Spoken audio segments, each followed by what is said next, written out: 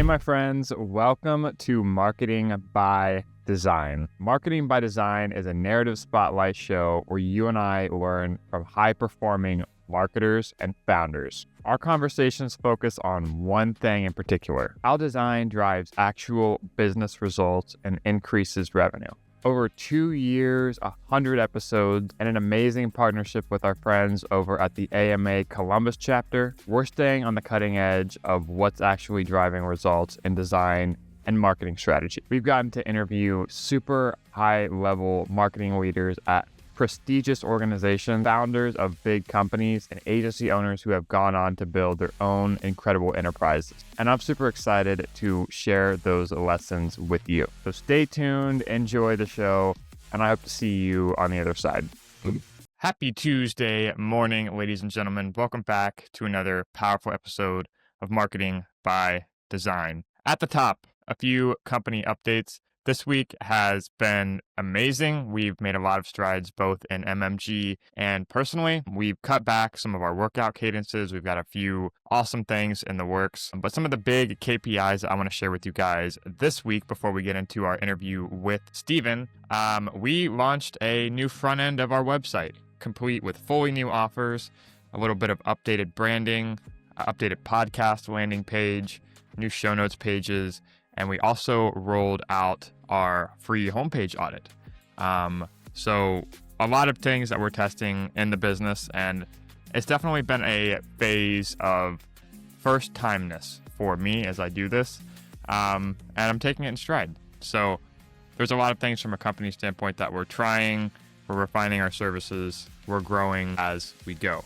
So all of this came into mind and is very top of mind as we talk to Stephen today, who is obviously a practitioner of B2B marketing, something that we do a lot. One of our main, and I'm super excited to share him with you guys today in this episode. So a little bit of the 301 of Stephen, in case you guys don't know who he is. Obviously, we'll plug him and his agency below in the show notes. But this week, we're going to be learning from Stephen Brent May. Stephen's the co-founder of 1 Foot Over, which is a B2B full-service marketing agency. Stephen and I got in touch through AMA. He is one of the leaders and presidential members over at the Houston chapter, which is popping down there. By the way, if you are not associated with the AMA, they are one of our presenting sponsors for this podcast. Be sure to check out some of their information below. We're rolling out an awesome suite of events for the summer, and we hope to see you at a few in the future. But back to Stephen. In this conversation, we touch on building websites that support sales teams, measuring marketing beyond vanity metrics, and how to present data that guides smart decisions. Stephen, one of his main core value adds is he's very big on marketing being an essential function of the business, tying outcomes to specific decisions. And, it was a piece of content that he made on that made me raise my hand to get in touch with him and share his opinions on this podcast. Before we dive in, again, I mentioned at the top of the episode, we're rolling out free homepage audits. So if that's something that you're interested in to identify your lowest hanging fruits, make that website as powerful and effective as possible, definitely check out that link in the description. But without further ado, let's get into the conversation with Stephen. This is Marketing by Design. You're listening to entry number 98 of the podcast. It's crazy. We're still rolling. Without further ado, please welcome Stephen on. Here we go. Where does the dabbing astronaut come into play? I have to hear the backstory behind that. I'm sorry, but before we get started, I know there has to be another origin story behind that, and this what I've been itching to ask. So let's unpack that. So the astronaut he's somewhat newer to our universe, and we probably 2 years ago, actually backing up to 2019, we decided we were going to embark on a brand refresh and hired a creative director, outsourced for that. And then literally this project went on for 3 years. And it was one of those things where we always put it last because we're focused on client stuff, like every business. Mm-hmm. And so we're you know what, we probably need a mascot or some kind of personality to add to it. And so we did this internal brainstorm where we're all right, everybody, we found this astronaut, this series of stock photos online or illustrations. And we're we should use him. And we had our team come up with different names. So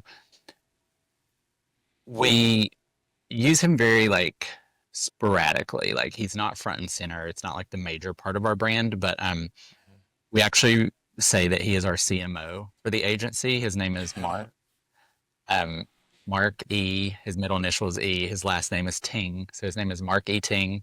And Okay. we just call him Ting for short. And we actually have in our office, like out in the main part of our office, we have a huge decal, like a 5 foot tall decal of him on the wall. And then we have like a little whiteboard bubble of him up in our conference room that we can write on. And so he Oh makes my gosh. he makes like subtle appearances in our brand. Yeah. Dude, having a brand character is it's a strong play, but it's hard to it takes I feel like it takes a lot of time to like feel natural. Um I don't know like we just started last year, but I can't and my branding is a little bit more like corporate and sleek, so I can't really imagine something. I feel like it goes more with cartoony brands. But then again, like Mailchimp, um they had that monkey. I don't know if the monkey has a name, but that's one of the most distinct ones. My one of my friends, Eric, here in Columbus, he has Hatch, which is a B2B video company, and they have a bunch of different brand characters. He has like a whole slew, like a cast. But it is really endearing, and I just think having something like that is something I have on my radar too. But Yeah, I we had to looked at ask because I wanted to know his name most importantly, so I can reference him. we looked at Salesforce because they have like all those like little animals that they use Hmm. for their training stuff, and so we were kind of like that's how we should use it, where it's not front and center, but it's like if we want to like our welcome email, if somebody signs up for our newsletter, like our welcome email comes from Ting, so that's Hmm. kind of one of the subtle ways we use it. Yeah, it's a nice little bullet in the chamber. I Yeah. like that. So I wanna tell a quick story. As I told you, I was kind of doing a little bit of research for the episode. I talked to Karen McFarland earlier this week. Yep. Great conversation, inclusive marketing, and I'm kind of like checking all the boxes, like all the niches in marketing. I want to have conversations with, and I always try and color this every conversation, every spotlight with context. Um, so, like I said, Karen was a great conversation. PCC, you guys are involved as well. Yep. Um, and I was at the Dublin Metropolitan Library yesterday. Sat down, had about 30 minutes in between calls to schedule the Riverside link and do a little research. Um, and I come across this character known as the Houston Wine Freak on my browser after searching your name. So for the SEOs in the audience, like you own that term, like second populated ranking your Instagram account. And I see a lot of fascinating things. I see tattoos, I see some glamorous bottles, I see awesome stuff. I'm not a wine aficionado myself. I have a lot to learn. Maybe you can enlighten me. But maybe you can tell me who the Houston Wine Freak is, and if he's going to be making an appearance today. Yeah, so probably not an appearance today, but it was really it was born out of COVID, and when we were all home in 2020, my husband works in public health, so he was running testing sites in Houston. So he was not home more than most people. So he was there like 12, 13 hours a day running like COVID testing sites in the early days. Oh So when I wow. was home, I was working. And then, like everybody else, when I'd get done working, I'm like, well, it's 4 o'clock. I should probably open a bottle of wine or have a drink. And so The it was natural 4 o'clock reaction. right. So it was one of those things where, I was probably drinking more than normal during COVID, but then I had a colleague in Dallas who was a wine influencer, and her screen name was Dallas Wine Chick. And then there was a food blogger that I followed, and his screen name on YouTube, he's a YouTuber as well. Like his screen name was like the Food Freak. And I was like, well, you know what? I should probably just start posting pictures of the wine I'm drinking, like out of boredom. And then started posting it. And then I changed my Instagram handle. And then, I've always loved wine. And so it wasn't something that I just picked up during COVID, but I was like, let me see if I can just make a hobby out of it. And really started like almost daily posting about wine. And it just kind of became its like own thing where friends would start commenting about it and asking me about wine. And I'm not pretentious about it. I'm not a wine snob. I enjoy good wine, but like I also will throw back like a $17 grocery store bottle. So it Hmm. was really just a project born out of boredom during COVID. And, if you look at the kind of the frequency of posting, you'll see that I've really fallen off with it over the last year or so. But it was just something that was fun for me. And I do have a huge tattoo on my right leg of a glass of red wine spilling out, and Hmm. just use it to post wine related stuff and have fun with it. And at some point, I'll probably pick it up a little bit more. And I've gotten some free wine from doing it. So, Yeah, there you go. Like I mean, you have, and of all the avenues you have to your personality, like I said, there's a lot of different things you can pull from because you're definitely a character, um, in a good way, in a good way. But does any of that kind of stem back? Yeah. Does any of that kind of stem back from your time, like in the hospitality industry? I know we talked last time a little bit about you did some marketing for up hotels and more the hospitality industry. Does any of it kind of trace back to those roots?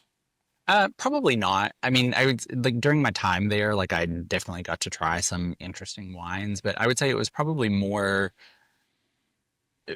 my last job before starting the agency. I worked for a software company, and when I worked in the hotel industry, it was very much like you wear a suit every day, and you've got to if you can take your jacket off if you're in your office, but as soon as you walk out into a public space, put your jacket back on, so you're always presenting professionally. And then I Hmm. worked for that software company where there was no dress code, and Yeah. executives would come to work in shorts and t-shirts. And one of the things that was really important to me when starting the business was like, hey, this is what I'm comfortable doing.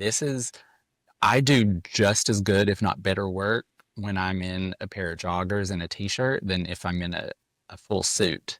So I don't need that to do good work. And so it was really important that like I could just be authentic and be myself. And so that's probably the Houston wine freak thing. I probably would have been more hesitant about it when I was in like quote unquote corporate America. Hmm. But where I'm at now with my life, I literally just don't care enough about other people's opinions of what is Hmm. professional and what's not. So that's really Yeah. probably what allowed me to do that. Yeah. Well, good for you, man. I mean, I see this. I spend a lot of time kind of with younger marketers, um, and a lot of them have spent time at corporate, and there's such a and like a lot of times they don't want to post content. A lot of times they're afraid speaking their mind kind of to superiors because you work really hard to get a job. You do, the 4 years, and you finally have this opportunity. And the natural instinct, I think, like in any, this might be one of the things that maybe needs to change about the industry, but a lot of it is sort of there's a lot of brown nosing that goes on, especially in corporate marketing, especially with the younger population. And like my biggest gripe is I want people to have opinions, especially on LinkedIn, post content, get out there. Um, because I mean, having a personality, building a brand about what you do, that's going to be advantageous in your career no matter what happens. It makes you more hireable to the right people. It makes you more, resistant to change if you need to get a job somewhere else, more adaptable, and also you just learn for yourself, right? Things you can apply because if you're posting content like Steven, you're going to be iterating on different post formats. You're just going to know what's going on. You're going to build a bigger network too. Um, so that's why like the people that can detach like their professional life and their reputation around just their job title, they add so much more flavor to a conversation, and just life as a whole makes it a lot more rich. So one of the biggest things that stood out to me is how you're able to build a brand for yourself and also work that into your own business, at 1 foot over. So kind of, yeah, let's I do like the Tim Ferriss sort of zoom in zoom out. I don't know if you know what that is. He does it a lot better than I do, where we start like super tactical with nuanced details, and we kind of take a big picture zoom out. Um, so tell me a little bit about like your career. So going back to the beginning, so you started in hospitality, and now you're running a B2B marketing company. So fill in some of those gaps for me. All right, so let's go. Let's actually go all the way back. So when I graduated college, one of the first professional jobs I had was um, working in a hotel, a boutique hotel as a marketing coordinator. And, previous to that, I was kind of doing some like freelance things, like while I was figuring out what I was going to do, while I found my first place. And, I was bartending, which I loved, but I knew that wasn't my career. And so I was doing some like promotional flyers for the bar while I bartended. But then once I got this job at the hotel and as a marketing coordinator, I was like, okay, perfect. I'm a professional now. I'm doing marketing full time and had a really great boss who was like one of my one of my first mentors. She left the hotel, moved to Baltimore, and was like, hey, would you be willing to come work for me here? I would love to keep working with you. And that was somebody that I would have followed anywhere at that point in my career. Mm-hmm. So went to work for her again, and that was right around the time that the Great Recession happened in 2008. So things were very much like, hey, we've got to shift, you know, move into like, if you're in a sales role, your job is safe. And so I was, Mm-hmm. kind of moved into a sales role, didn't love it, but at the same time, you're in the middle of a recession. So a job is better than no job. Mm-hmm. In hindsight, I love that I've got this sales experience because as an agency owner, I need that. It wasn't something that I valued as much at the time, but in hindsight, it was a really great thing to get. Mm-hmm. Um, we moved to Houston in 2009, and moving to Houston, didn't have a network. And it was really difficult to find a job in marketing because I'd been doing sales for a while at that point. And so I took another job at a boutique hotel as a sales manager. Still didn't love it, knew that I wanted to get back into marketing. The hotel had an agency, and the agency owner one day was like, hey, why don't you go to this AMA networking event with me? She's like, I know you're looking for a marketing position and you kind of want to get out of sales. So went with her to this AMA event. That's how I actually got plugged into the American Marketing Association. Fast forward a few years, I applied for a job at a software company and was offered that job. Worked there for about 6 years, ended up, kind of quickly leading the global marketing team there once I got back out of sales and into marketing. Worked there until 2017. And during that time, I'd met my business partner through the AMA. We'd volunteered on a committee together, co-chairing the awards gala here in Houston. And, we were both trying to figure out the next step in our career. We worked so well together. We're like, hey, what if we just try to make some money together doing this?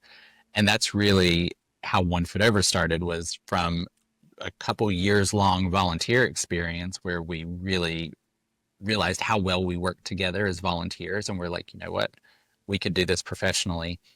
And so in 2017, I left, the safety of the corporate world to get into this entrepreneurship journey. And it's been an exciting 8 years now. Hmm.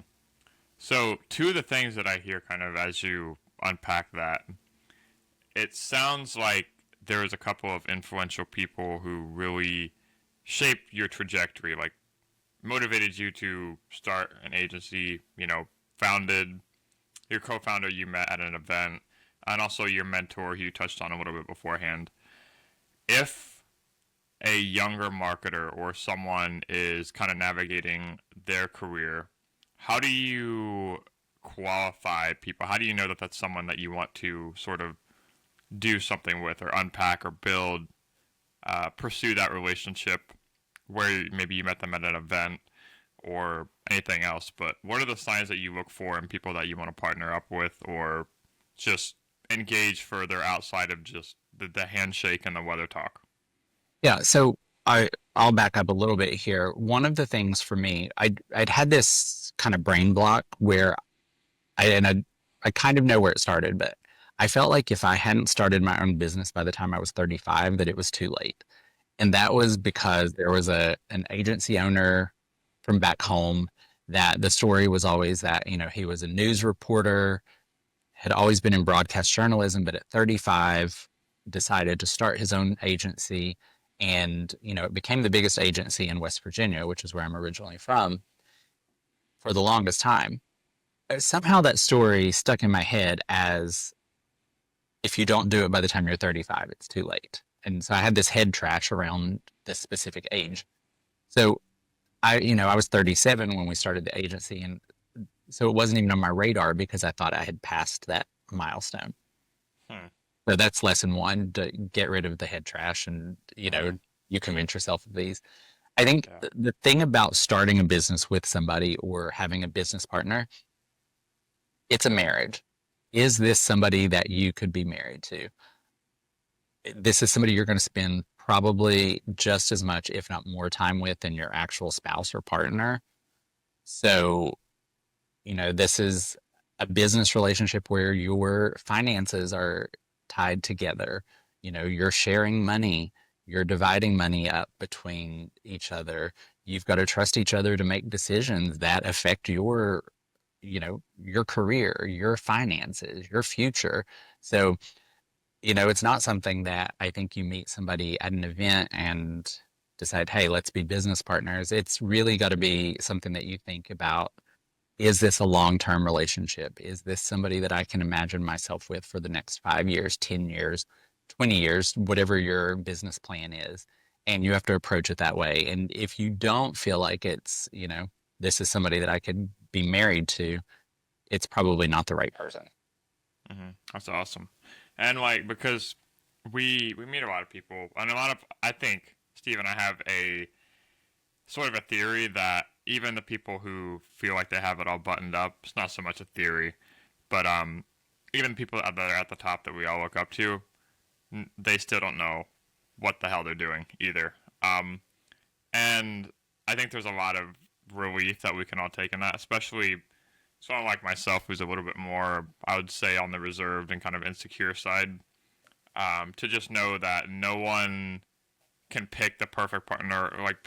There's stories of people that do it wrong all the time. Oh yeah.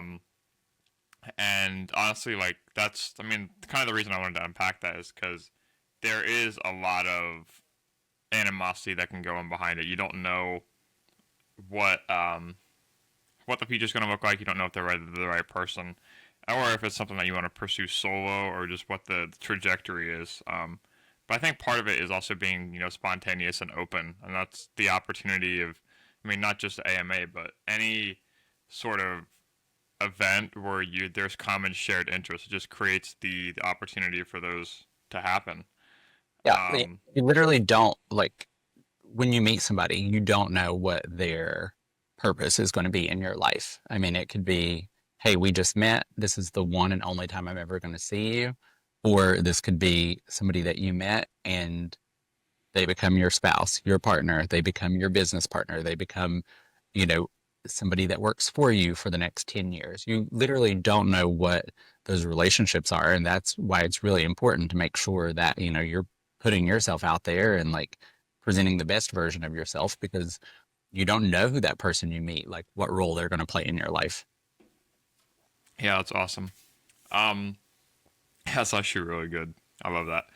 So one of the things you also market yourself very well around of the diverse areas is your rigid emphasis on the role of marketing, and not just being brand, not just being colors and fonts and the things that it can be perceived as by maybe to the less knowledgeable crowd, but to the actual business value and driving results and being something that is so key to the success of the company. Whereas, I even saw your post today where you said that, a lot of CEOs, a lot of founders marketing tends to be the first thing that is on the chopping block when it comes to budget Yeah. constraints, just because there's kind of this conception where it's not maybe as skilled of a job for some reason, or there's not a lot of nuance to it like there is in a trades position like sales. But where does that kind of soapbox of yours come from in terms of measuring the business effect, the effectiveness of marketing towards actually growing the business? Like, why is that such a core belief of yours? Well, I mean, I think it really stems from experience. I've worked places where, I've been told, marketing, it's really just the cheapest insurance policy we have against a bad economy, which was not the compliment that Hmm. it was presented as. And, you know, we were able as a team to really show, hey, this work we did, here's how it impacted the business. Now, whether the leadership saw that or not is debatable, but as a team, we knew what we were doing. We knew the value we were showing. And so, as an agency owner, I've seen this time and time again where it's like, you know, a lot of times clients, founders, C-level executives will say, well, we're, you know, we spent thousands of dollars on LinkedIn ads and we didn't get anything from it. We turned those off. And then guess what? Google ads stop performing as well because you're getting that brand lift from LinkedIn that is helping to propel your Google ads. So there's not one silver bullet. It's not one thing or the other. And so it's our job to show the impact of all those things together. And a lot of times marketers get really focused on, well, this one post got 1,300 clicks. And so they want to talk about that. If I'm the CEO or the owner of the business, that doesn't mean anything to me. That, it's great. Okay, 1,300 people liked something. We did enough to click on it. What does that mean for revenue, though? How am I going to continue to pay salaries? How am I going to continue to, you know, support our clients on clicks? So what we really need to be doing as marketers is saying, hey, this post last month, we got 1,300 clicks on it. What we also noticed was we picked up 400 new followers that are in our ideal client profile because of these posts. These are now 400 people that we can talk to every day. These are 400 Hmm. people that we can remarket to. These are 400 people that we can deliver content to that are aware of our brand that didn't know about it 2 weeks ago. Those are the kind of conversations that need to happen where we talk about the impact of the results, not just here are the numbers. Because at the end of the Yeah. day, nobody's questioning the CFO. Nobody's questioning the customer experience team because what they do is it's directly impactful when you look at it on paper. A lot of times marketing feels like one of those jobs where if we talk about, I wrote a social media post, everybody in the world has social media, so they feel like, Hmm. well, I can do that too. I'm already doing it. Yeah. They don't understand the difference between social media for a brand versus me just posting on Instagram. So Hmm. I think that kind of leads to that, like, you know, misconception that anybody can be a marketer. Hmm. Yeah, that's so good. Talk to me about like the role data plays in that. I know. I think your stance is very much on not just having the data, but making it a centerpiece of the conversation to lead to the next step. Like, why is it driving results? Because numbers can be very abstract, especially to the uninformed crowd. But tell me about some of the KPIs that you especially are aware of and how that generates the conversation of, marketing is the essential force that's growing this business for us. Yeah, for sure. It's, data by itself, data is just data. Numbers are just numbers. So what we really need to be doing is understanding like what is the story the data's telling? Because it's telling us a story. And it may not always be the story we want to hear, but that's our job is to say, all right, here, based on the numbers, based on the information from last month, last quarter, last year, here's the story. Here's how our marketing performed. Here's how it impacted pipeline, sales velocity, time to close deal. Those are the kind of metrics that, we should be focused on. Revenue by itself is not a marketing metric. Revenue is a sales metric. The sales department and the sales team are responsible for that. How that revenue is impacted, that's where marketing comes into play. So were we able to generate 100 qualified leads that the sales team was then able to go close 25 of those? So then it takes us 100 MQLs to get 25 closed deals. That's the measurement. That's the story we need to tell. But then what activities did we do as a marketing team that led to those 100 MQLs? And so we lived through this like golden age of marketing, probably from like 2008 to about 2018, 19, where we could measure everything, we could attribute everything, and everything was about first touch, last touch attribution. That's all gone out the window with like data privacy and these attribution models losing so much traffic to direct traffic. So it's more important now than ever that we look at everything holistically. And I was guilty of it. I was one of those marketers that was like, well, if we can't measure it, we're not going to do it. And, you know, we can measure everything. We can't attribute everything. And that's a big distinction that I don't think a lot of people get. Is like, we can still measure it. We just can't attribute dollar for dollar.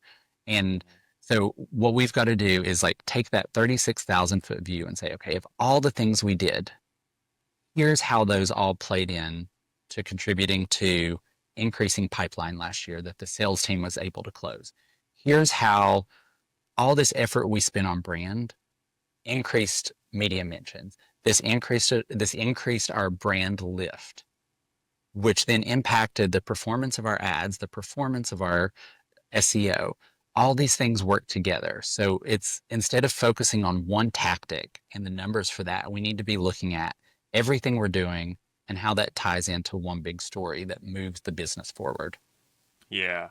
And I think the role and the biggest takeaway from that for me and probably anyone listening is having the data as a form of context to being able to tell that story. It's not the only thing that you bring to the presentation meeting. It's not the only thing that you have on the agenda to discuss is like a percentage lift or increase or, this LinkedIn post got 8 reshares or something that's very surface level. But I think where a lot of people get overwhelmed is they do track a lot of data and they're very diligent beforehand of starting it.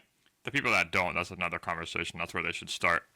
But the people that have the data, they get confused on tying it together and telling that story, like putting it all together. And I think that's what, like Stephen, like real talk, I think that's what the real art and skill in what we do is not being overwhelmed by just the barrage of tracking and metrics and just being able to simplify it down, tell it in a story, present it in a meeting.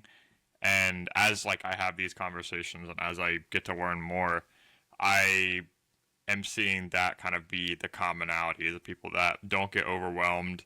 They have a clear mission and they know how the actions they're doing are supported by the context of the data that they are gathering.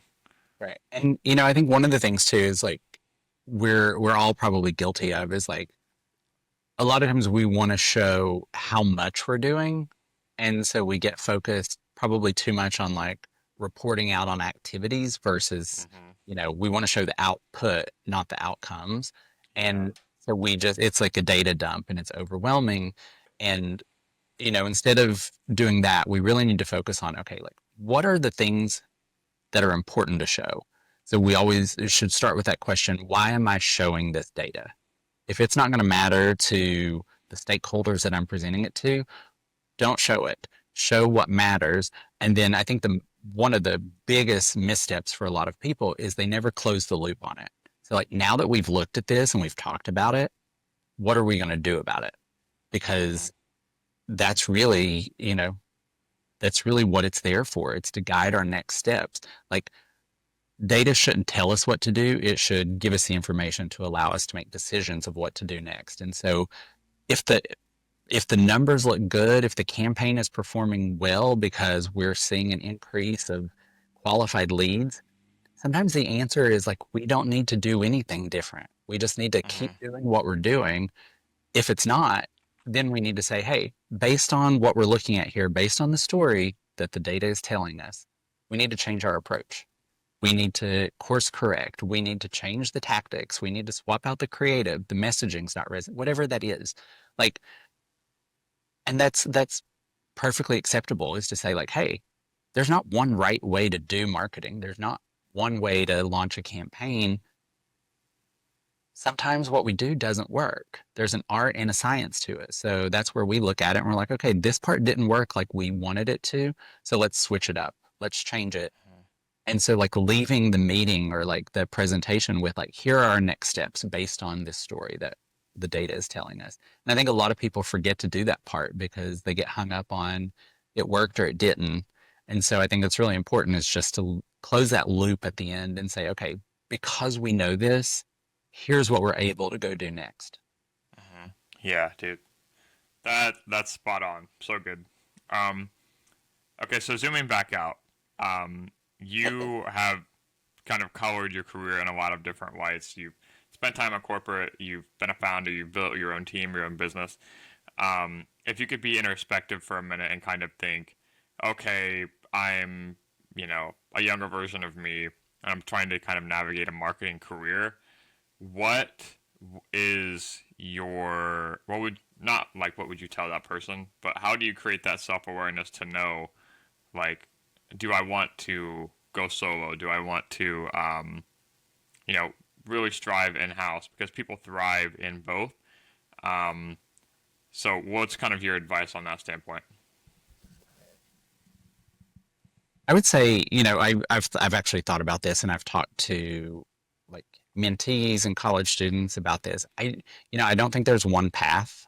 I don't think there's one, like one right way to have a marketing career. And I think probably the mistake I made was I thought that it was either you're either an in-house marketer or you're an agency person. And I think some of that was shaped by the fact that I'd been on the corporate side so long that when I was interested in agency, a lot of the jobs that I looked at was like, we're specifically looking for someone with agency experience. And I was like, I don't have that. So I never felt like I could make that switch. So Mm, what I tell people now is like, when you get out of school, especially if you're talking about your first job, try different things. Like it's we live in a world where it's not realistic to think somebody's going to be in their first job for 20 years. That just doesn't happen the way it used to. So if your first job is in an agency, maybe when you're ready to move on and get some different experience, maybe you try in-house if you're like, I don't love agency. If you fall in love with it and you're like, this is what I want, by all means, keep doing it. But don't be afraid to experiment and try because I think as we move through this new, the new landscape of marketing too, it's going to look a lot different than it did when I graduated 20 years ago. So I think trying different things, experimenting with in-house, agency, B2B, B2C, like figure out what works for you. Do it early in your career so you can figure out what you love, what you're passionate about, so you can spend the next phase of it focusing on being really great at that part. And just knowing that like stuff's going to change. It's not, that's the coolest thing about marketing is like what it looks like today is not what it's going to look like in 5 years. It's not even what it's going to look like in a year. Um, and, I think just embracing it and embracing tools. Don't be scared of AI. Like if you're not learning AI, if you don't get your head around that, marketing is probably not going to be your career. It's just the reality of it. yeah, yeah, that's really good, and I think that's kind of a good place to land the plane is. Um, but yeah, dude, I just wanted to say that I was really stoked for this interview. I hear a lot of nothing but positive things from all of our mutuals. You've got a lot going for you just from the outside, and like I said, I know we've only talked a couple times, but you have a very positive light. You tell your story well, well spoken. So yeah, I'm on Team Steven, and I appreciate you coming on. But where can people go if they want to get in touch with you, learn more about One Foot Over events, speaking, all the things that you're dabbling? Yeah, absolutely. Visit our website, getonefootover.com, all spelled out.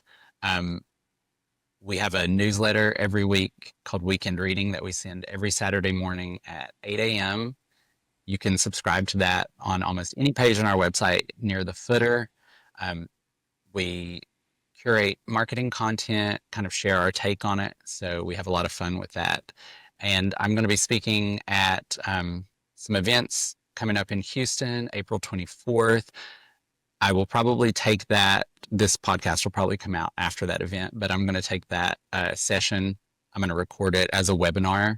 And so I'll have that available on our website in the coming weeks.